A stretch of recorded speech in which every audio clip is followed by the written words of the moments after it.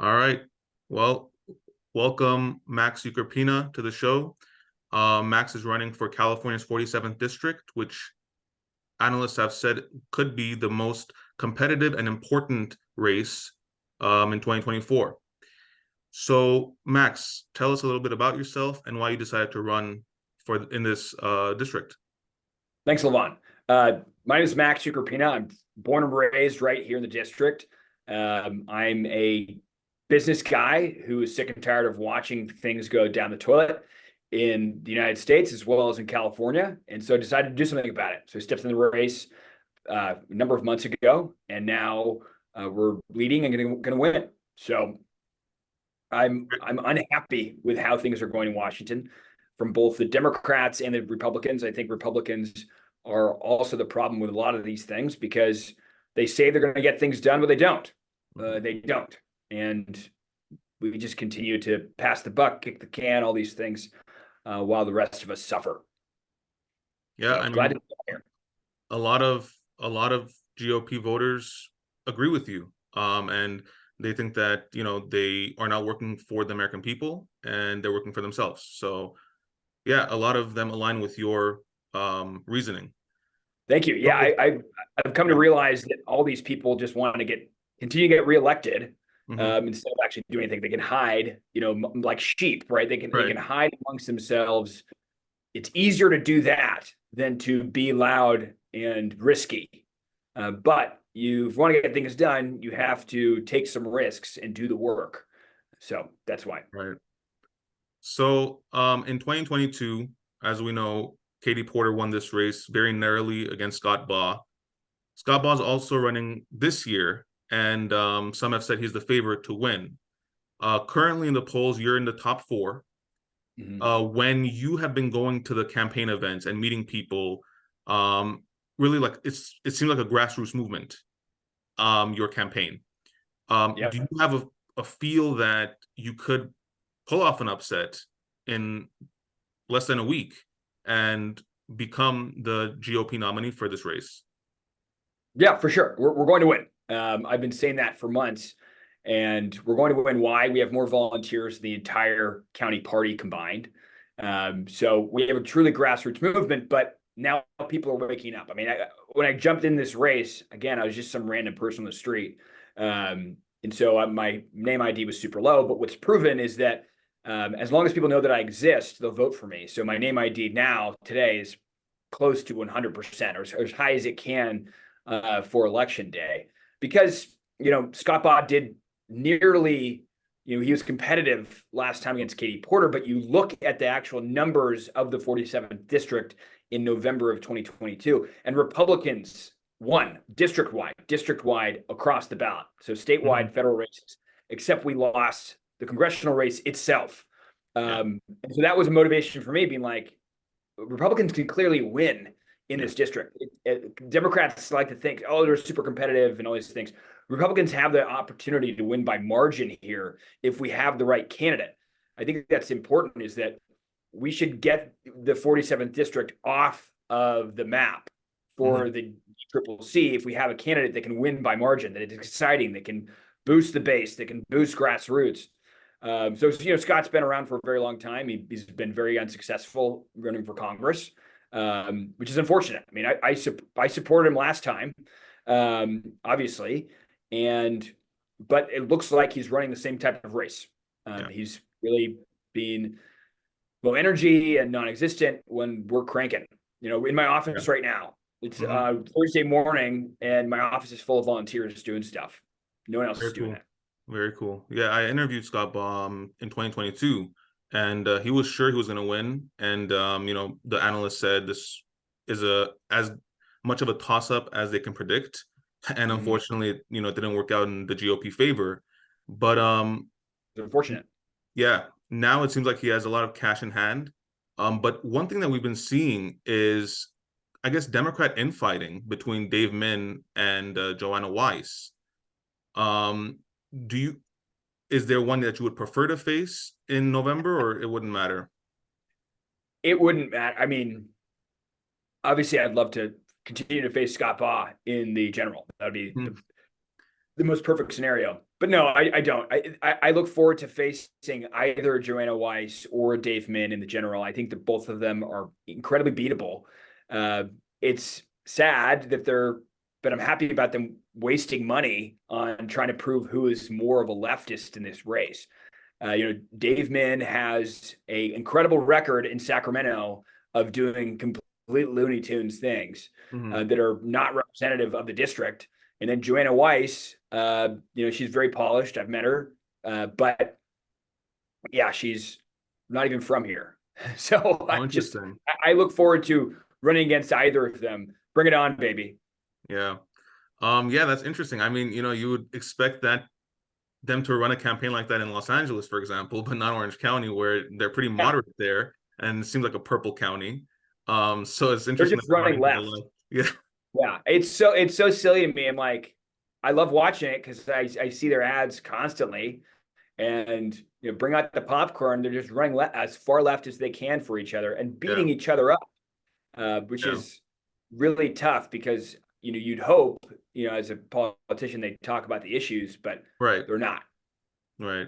So there was an ad out by Joanna Weiss, attacking national Republicans, saying that they're for Yeah, a federal abortion ban. Um, so she had tweeted this out earlier this month, and yeah, has a yours and Scott Baugh's sign saying they're both anti-choice. So my question yes. to you is, are you for a national ban, or do you think that the overturning of Roe v. Wade was enough and this is a state issue now? And how could you kind of counterattack this type of uh, negativity? I love it. One, she's bringing my name forward, which I think is fantastic. I've seen those hand painted signs near my house, and yeah, thank you for pointing out that's a lie. First of all, Mhm. so back to abortion issue after the removal of Roe v. Wade, the Dobbs decision, it pushed it to a state issue. Yeah, And I'm personally pro life, but this district has voted to enshrine abortion into our Constitution right. overwhelmingly.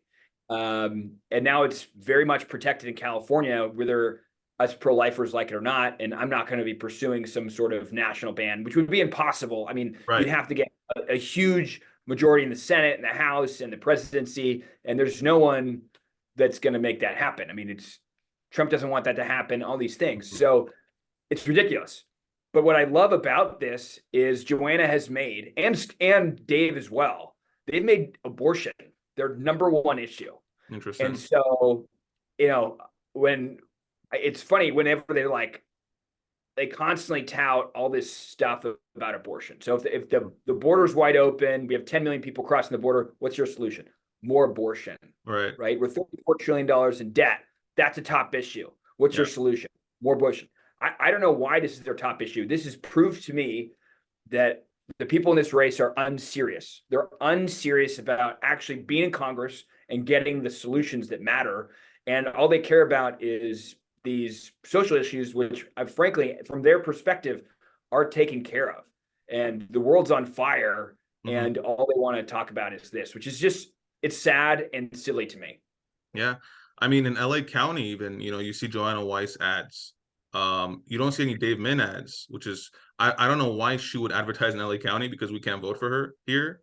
But you Well, don't she see. has they're spending millions and millions of dollars of outside funds. So it's not necessarily her campaign, but it's outside money who sees, frankly, Dave's candidacy as problematic Hmm. because Hmm. of his record and his past. So Yeah. as a business guy, it's a lot of wasted money. Yeah. So No, I agree. I mean, you hear, a lot of national Republicans as well. They say that this is a state issue now, and they keep kind of harping on the national abortion ban when the majority are not for a national abortion ban. They just want it to be a state issue. And now that it is, I right. think, that it should be left at that, but they don't think. I don't know. I don't Yeah, know. Maybe yeah, because they it's silly. want. I mean, I'm personally pro-life, Yeah.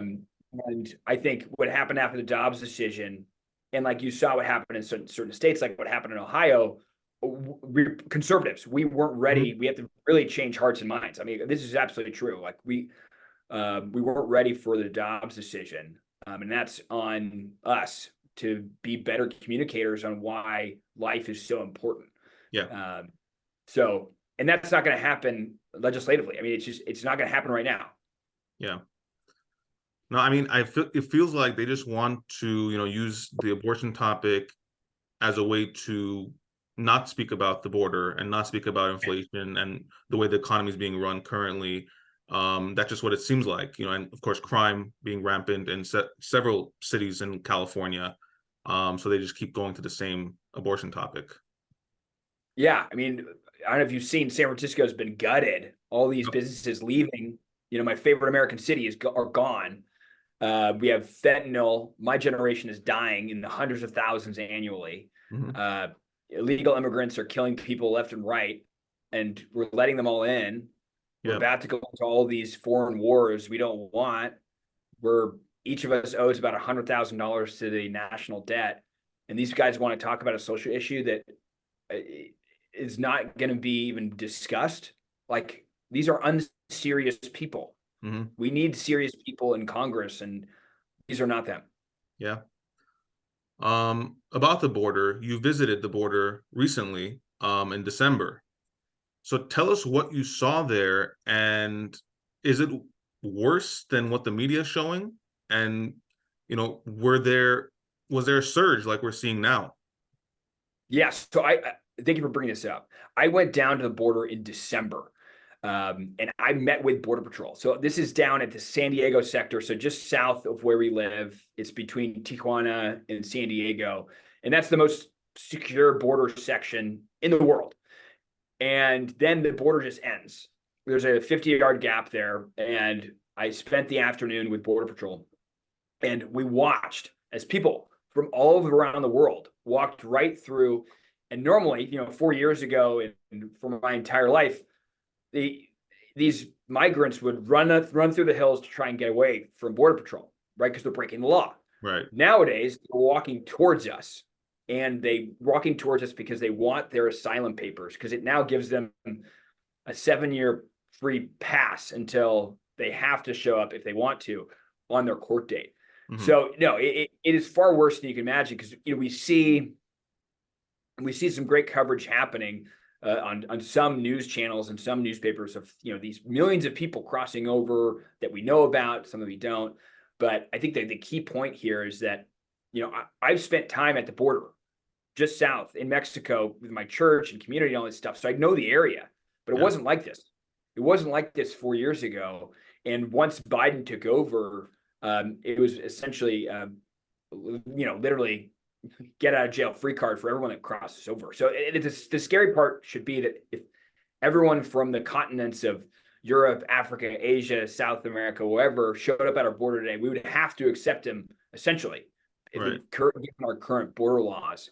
So it's really bad. Like, this can be fixed. Biden does not need an act of Congress to fix anything. He Mhm. didn't need an act of Congress to cause this to happen. Congress needs to do more stuff. I mean, we need to overhaul immigration laws. Like, again, we have to do the work. We can fund Border Patrol more. We can finish the wall. But this has to stop. I mean, this is what you and I are seeing here in Southern California is really bad. I mean, crime is rampant. Our housing prices are going through the roof. It's hard to get a job, the right job, if you're a young person or entering in, because these people are being paid under the table. Fentanyl is causing this. I mean, you talk to Border Patrol agents, and they're like, because the cartels make money from smuggling people and from smuggling drugs. So what they'll do is they'll throw 20 people over here at this border wall section, and then all these Border Patrol agents have to come and matriculate these people in, right? Get them their paperwork, make sure they're safe, check their health, all these things. And then when our Border Patrol agents are focused on the people, then they have two guys jump over the fence over here with backpacks full of fentanyl, enough to kill all of LA County. Hmm. And Yeah, you're I mean, it's like, crazy. It's it's crazy. crazy. Um, And these cartels, because they're such lucrative. mhm. I mean, you could argue it's orders of magnitude better funded than our Border Patrol. Yeah. We So saw it's the Texas Governor Greg Abbott build his own wall with state funds, and I believe they are planning to add barbed wire on top. Um, do you think that that should be done on Trump's wall that he built, or because I've seen videos that Bill Melugin has posted in the past where there are people just climbing over the wall and with ropes and all of that. So do you yeah, think yeah, that yeah. it should be, barbed wired or something more secure so that these people don't feel, free to break the law and enter illegally? Yeah. So again, physical deterrence absolutely work, right? If I put a wall and a gate in front of my house, it means people stay out, and it keeps people from staying in. If I didn't have a fence, the more people likely to come in my front yard. Yeah, Barbed wire deters people. Walls deter people. Clearly, people are able to jump over the wall, go under a wall, break down a wall. yeah, Yes, we need more physical deterrence to push people towards choke points, if you will. But this all comes down to how we're allowing people in. If we make it illegal to cross the border illegally, that is the number one deterrent. If we have catch and release, which happens right now, which if you're walking over and you break the border, we catch you and we say, bad job, here's a 7-year free pass. That's encouragement. So all we need to do is if we catch someone that's crossing the border illegally, we send them back into Mexico, wherever country they're from. They won't cross over anymore. It's just basic things. yeah, It's like same thing in California, right? If people are, stealing stuff from stores and we don't throw them in jail, yeah, they're going to do it again. right. It's very simple stuff. But yeah, we just need to change how the deterrents have to happen for Texas and Governor Abbott only because Joe Biden is a coward and won't enforce the laws on the books today. That's right. He shouldn't have to. There, in a perfect world, we wouldn't have to have a border wall because our laws wouldn't allow people to flagrantly break them. Hmm. Yeah, I mean, there was a story out, I think last week, that said Biden is looking to fix the border crisis himself with executive order. Like, hello, good morning. Where have you been for the last 3 years? Wow, it's Um, amazing. I'm so glad he thought. I think today actually, he's going to the border as well as yeah, President Trump. yeah, Um, and I don't think Kamala Harris has even been there once. hmm, Um, and yeah, it's so funny. He's like, "Oh wow, we can fix it." I'm like, "You caused this problem. right. Yes, you absolutely can fix it." I mean, yeah, during the debates, he was saying outright, come to the country, come to the border, and we'll allow you in once I become president. And that's what they did. They just followed his order. But yeah, That is President Trump treason. will be It's there. treason at the most high. I mean, we all love immigrants. Immigrants are great, Hmm. but we need to know who they are, and we should be able to control who's coming in. Yeah, To have a country, you have to be able to control who's coming in, and to have an open invitation, and then not even have the infrastructure to catch them all in. And now they're destroying our cities because they don't have the infrastructure to keep them in. I mean, it's yeah. criminal. It's And absolutely criminal. it's an insult to immigrants, that came here legally, that came here the right way, that went through all the paperwork and the testing, and now you're seeing, a lot of immigrants, Hispanic, Asian American, and all over Yeah, the all the flavors. country, um, voting Republican because they're tired of seeing these illegals coming in and taking their jobs and getting these benefits that they could have gotten and should have gotten because they came here legally, you know. But it's just crazy that even in California here we have, I guess, a legislation that would give free healthcare to illegals. How about we give Not health only to people that illegals. are legal first? You know? Yeah, it's great. I, I, if you wanted to cause chaos using the border, what would you do differently? I, I wouldn't do anything differently. There's nothing more I could do without giving everyone like a Wonka golden ticket. I have no idea because they're paying them, they're giving them all this free stuff. Um, it's tough. I mean, even Newsom is giving free tuition to people that live near the border. Right. Like I cross the border. It's not easy to do. Like Yeah. or at least legally. Yeah. So these people want chaos in the United States, Yeah. and they're doing it, and they're laughing at all of us who are immigrants or families immigrants, like, that want to do it legally, that respect the United States. And it's very sad because we're inviting people, and so many of them just do not want to love America. I Hmm. think that's the reality. I mean, I agree. when you look for all of time, our families, people come here and they assimilate, and you know, being an American is not an ethnicity. We're not. Like, we all look different, and that's wonderful. Yeah. American is a mindset, and we want to make sure that the people that are coming here and we invite love this country just as much as everyone else in here. Yeah. I mean, during the Cuba protests a couple of years ago, there were some conservatives saying that, we should bring some of these people here and ship out the ones that hate America. Since it's so bad here, you guys can go there and see what it's like there. To actually live there and to talk about it is a lot different. So um, If you're having a barbecue in your backyard and you've got some party poopers there that don't like the way you're cooking and don't like your music, and they're screaming and complaining and flipping over right, tables and all these things, it's like, at some point you have to kindly ask them to leave. right, right. Yeah. When it comes to foreign policy, are you for, giving any funds to Ukraine or Israel?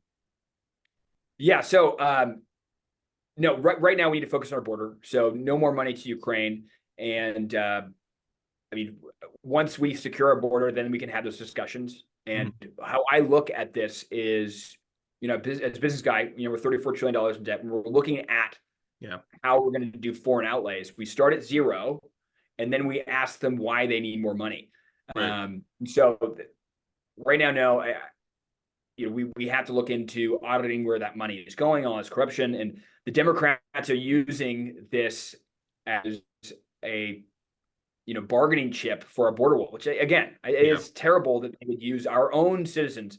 If you looked at the numbers of fentanyl deaths and people crossing over, we would be invading. Like, why would we protect someone else's border if we can't even protect our own?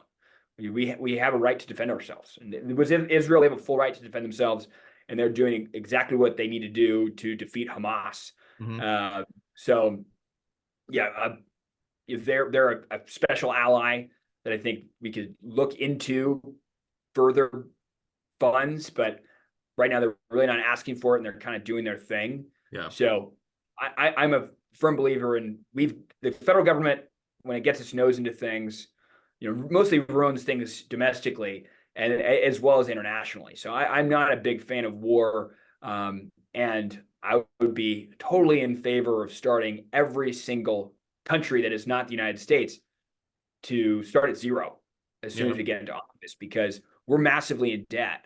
And one idea that Vivek Ramaswamy has is that we shouldn't give a single nickel to anyone that has a less debt per capita than the United States does, interesting. because it is really interesting. Yeah, Because again, we have our own interest rates that we have to pay off.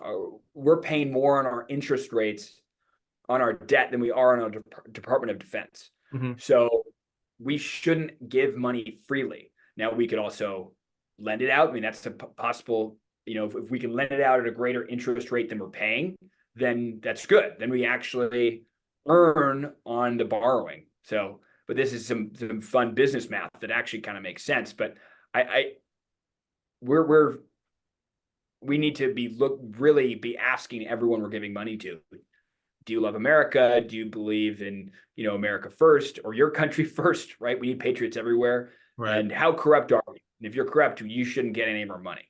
Yeah. Yeah, no, I agree. And I think there's a movement toward, this new generation of Republicans who are anti-war, which is great. And I think we need more politicians in general, not just Republicans, but Democrats. Democrats used to be anti-war, but hopefully they Yeah, switch of back to being anti-war. And course. more I hope entrepreneurs. everyone's anti-war.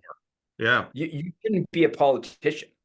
yeah. You should not be representing us if if you're war trigger happy. I think it's Hmm, very dangerous that we have people that want us to go to war. Like right now, our recruitment numbers are way down. We're hmm, not prepared, right? We're close to having a handful of different world wars across the globe. We need to have the strongest military in the world. I have no qualms with that. But do I want us to spill blood and treasure abroad right now? Yeah. No, I don't think we want to, nor are we ready for that. We need more peace in our time. We need a wealthy world, and you don't build that through war. Right. And I think more people are understanding that. So at least it's heading into the right direction as a country, as voters. But yeah, I mean, it's got to stop somewhere. So hopefully this new generation, that's running for Congress, and we need more entrepreneurs in Congress, I believe. So hopefully this is the start of something new. Great. Going to local politics now, Proposition 1. They've been flooding the airwaves saying that this is a proposition for veterans. Treatments, not tents, is their slogan. We've heard this before from Gavin Newsom when he was the mayor of San Francisco in 2008. He had a plan to end homelessness in 10 years. Fast forward to now, it's 16 years later, homelessness has gotten worse in the city and across California. So should voters vote yes for this and give him another opportunity, or should they reject this and say enough is enough? We're already in a record deficit, projected to be in a record deficit, and we can't afford to spend money like this anymore. No, vote no on Prop 1. It is all these props. I'm born and raised right here in California, and the Democrats love to put up these propositions to put on more bond measures. And the issue with all of these is that this is them baiting and switching and saying, hey, put up these bonds. It's these fun things you don't really understand, and it's going to fund you. It's just another tax. This is another way of getting things funded through. And so, no, we have a legislature that is terrible at doing its job. And as you mentioned, we're massively in a deficit. It's going to be worse, and we're headed towards bankruptcy and all these things. So we need to cut back our spending. We can't afford it. We're being nickel and dimed to death here, death by 1,000 cuts. And yeah, our mental health crisis and homelessness crisis and our drug abuse is an absolute crisis. And whose fault is it? It is absolutely Governor Newsom and all of his cronies' fault for encouraging this stuff. We can, again, follow the law, get drug users and abusers and dealers out of here, right? People need the help, but we have the infrastructure today to get it done. So no, do not allow this. We need to say no. I'm not a fan of Prop 1. Please vote no. Okay. And then Prop 47, they've been talking about possibly repealing Prop 47. This, for people that don't know, was a legislation or a ballot measure that passed in 2014 by voters. And the wording was completely different than what it actually represented. It basically, you can go into a store, steal anything under $9.50, and oftentimes not even be arrested for it, right? They just get away. Should we repeal this? And if so, will we have enough support to make this happen? Yes, it should absolutely be repealed. In 2014, when this passed, it actually passed popularly, which is scary. They sold it as a bill of false goods, that it was going to help clean out our prison system and let people off that are nonviolent and all these things.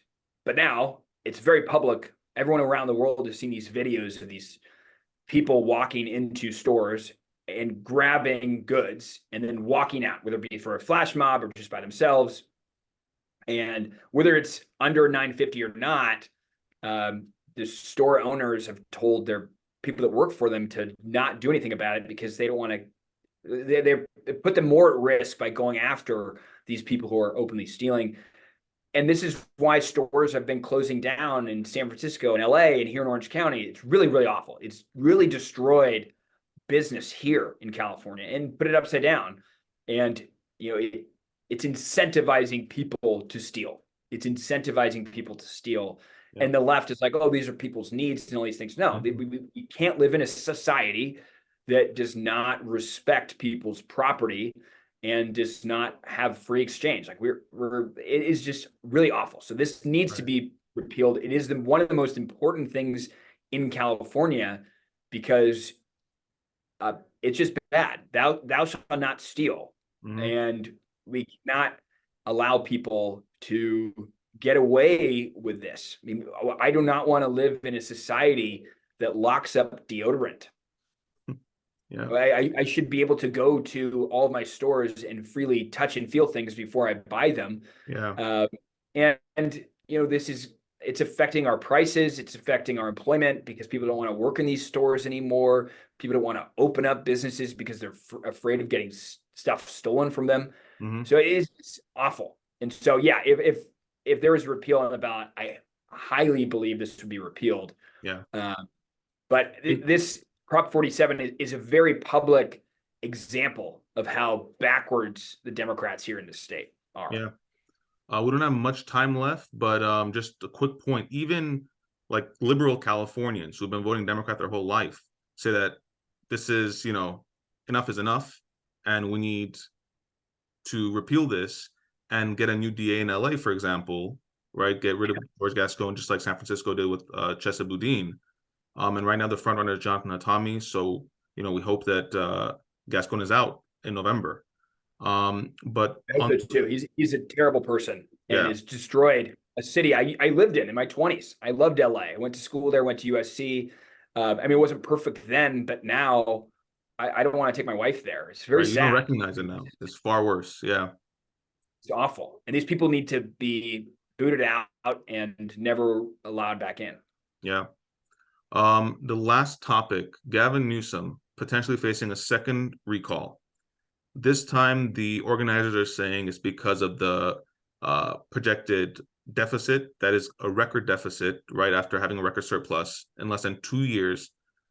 Um, do you think that there should be a recall? It cost several millions of dollars last time and didn't succeed, unfortunately.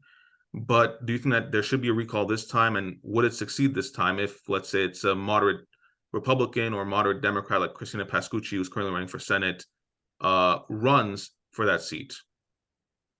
Yeah. Do I think he should be recalled? Absolutely. Like, he's a terrible governor. And again, he's ruined my state. He ruined San Francisco, and he's ruining California again. It was very disappointing to see him lose that recall. And so, if I was the one funding the recall, we're trying to figure this out, I would really want to make sure it's a good use of our funds. Yeah, the deficit is going to continue in California. We're going to be heading towards bankruptcy. And so if they're looking at a recall, we need to start finding the right person that can win. I mean, Arnold Schwarzenegger helped make the recall happen, Right. 20 years ago. Yeah. So now I want someone more conservative than Arnold Schwarzenegger, but I think we really have to think about these things, because what else can we do with those funds? Can we be pushing, propositions that, enshrine parents' rights into our schools or something like that? Repealing Prop 47, like those types of things, Yeah. because I would hate for it to happen again and we waste resources, which we could have instead be winning back our assembly or our Senate seats or all Right. these things. Right. I mean, But yeah, for sure, Gavin needs to go. He's the worst. Gavin yeah, Newsom is the worst governor, and it makes me very sad he's still here. yeah. I mean, some have suggested a moderate Democrat, possibly like Pascucci or Rick Caruso. Because also at the same time, if let's say this one fails, we might get a Rob Bonta or Eleni Kounalakis in 2026, which could be even worse than Gavin Newsom, if even imaginable. Yeah, it's possible. So Surprisingly, it's right, possible. right. So Yeah, one of his cronies, you're right. I think we have to be really, whoever's running the show here has to choose the right candidate that yeah, can win. And like you said, if we get Newsom out, we get Bonta in, hmm, then we just cut off our nose and spite our face. right. I mean, it could get worse than Newsom, and I don't think some people living outside of the state realize that, but it can. He's Yes. right, in my opinion. He has been probably the worst governor of California seen. I mean, he's completely destroyed the state in every way: business, homelessness, crime, drugs, and We're seeing the border now, the border crisis, because Abbott has secured his or is securing his borders, so people are heading to San Diego. Um, so in every way, he's destroyed the state, and I think he should have been recalled in 2021. But yeah, I mean, hopefully he's recalled in 2024. But good luck on your race, and Thank you. make sure to go out Thank and you. vote before March 5th. I believe early voting is open right now. It's open. It's been open for over 3 weeks. So we've got a few days left, and it's going to be a low turnout election. So every vote counts. You go to maxforoc.com to learn more. Love your support. We're going to win this thing. We have a chance to send a real America First person back to Washington. So thank you. Of Great. Thank you for joining. course.